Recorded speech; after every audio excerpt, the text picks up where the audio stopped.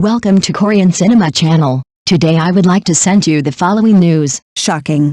The National Day short drama Twins, starring Zhai Yiying and Wang Kaimu, and Zhendong, seemingly a stellar cast, left audiences exclaiming, "Why is one ending so bad and the other so boring?" "I Liked You Then" was so cliched that even the grandfather mistook his grandson's wife for his, relying solely on Wang Kaimu's good looks to hold the show together. Meanwhile, Private Her by Love, while deeply moving, was slow and bland as plain water, leaving viewers drowsy. The short drama market is now in dire need of innovation. Audiences are no longer satisfied with formulaic routine plus good looks productions, nor are they willing to trade tears for emotional resonance. Electronic pickled mustache-like plots that rely on a few lines and a single tearful scene to win hearts are clearly outdated. Today, audiences demand works that combine logic with emotional warmth, and captivating character development, not bland romances weighed down by stilted plots. Even more worrying is that these poor endings and dullness aren't just isolated cases, they reflect the plight of short drama creation as a whole. Short production cycles, the pursuit of quick profits, and haphazard plot designs have all contributed to the increasing lack of sincerity and substance in short dramas. Even with actors of both popularity and acting caliber like Zhai Yiying, Wang Kaimu, and Zhendong, it's difficult to revitalize a story characterized by illogical logic and hollow emotions. Audiences are no longer captivated by superficially glamorous couples, they demand fleshed-out characters and deeply moving plots.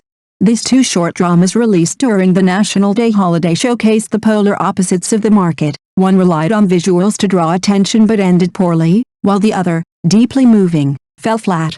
A truly high-quality short drama must strike a balance between innovation, logic, and emotion to resonate within a few episodes, leaving audiences engaged. Faced with increasingly discerning audiences, short drama producers need to wake up. Looks alone can't save a script, and clichés can't sustain critical acclaim. Let's start with I Liked You Back Then, which simply weaves a cliché into its plot. The female lead is the wife of a stand-in, and the male lead is an amnesiac, overbearing president. This premise alone is cliché enough, and the subsequent plot is even more outrageous. After losing his memory, the male lead, unable to recognize the real person, acts aggressively towards the stand-in, only to become gentler upon seeing someone who looks like him. This double standard is incredibly frustrating. Even more hilarious is the appearance of the grandfather, who unexpectedly mistakes the stand-in for his grandson's wife. Is the screenwriter playing the audience for fools? The plot ultimately fails to make sense and ends badly. If it weren't for Wang Kaimu's stoic face, few would have been able to finish. It truly proves the saying, a good cook cannot cook without rice. Even the most handsome actors can't save a poorly written script. Furthermore, Back Then I Liked You is constantly rife with flashbacks, misunderstandings, and heartbreak. Each episode feels like a tug-of-war, yet the emotions are completely hollow and utterly lacking in immersion. The dialogue is stilted, and the characters' actions are illogical, leaving viewers bewildered. Is this truly a modern drama, or just some whimsical creation? Netizens even quipped, is this another one of those grandpa mistaking for granddaughter-in-law dramas? Whoever wrote the script, could they use some brains? In comparison, while Love for Her takes a deeply emotional approach, its pacing is so tedious it's as bland as plain water. While seemingly tender and affectionate, the show lacks impact and memorable moments. Audiences follow the plot, feeling a sense of missing excitement. While the actors perform at their best, the story lacks support, leaving viewers resigned to a mere feelingless love on screen. Silently sighing, can short dramas be so bland?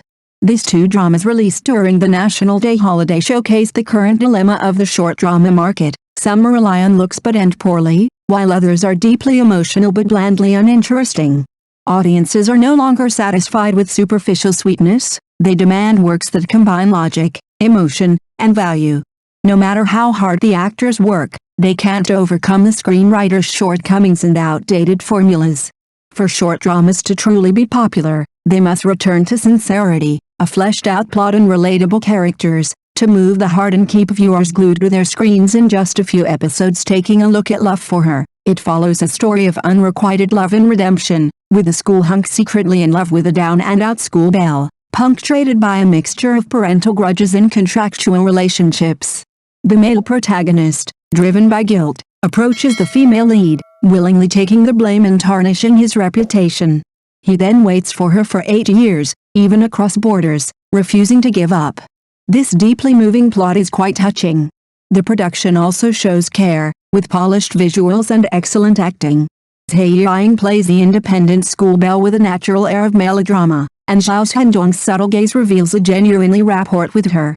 However, the plot is flat, lacking any truly captivating moments. It's like drinking plain water, quenching thirst but bland.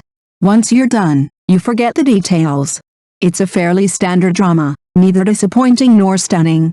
Comparing the two shows side by side, the most striking contrast is Zhai Yiying's. In I Liked You Then, she played a patient double, her aggrieved expression heartbreaking.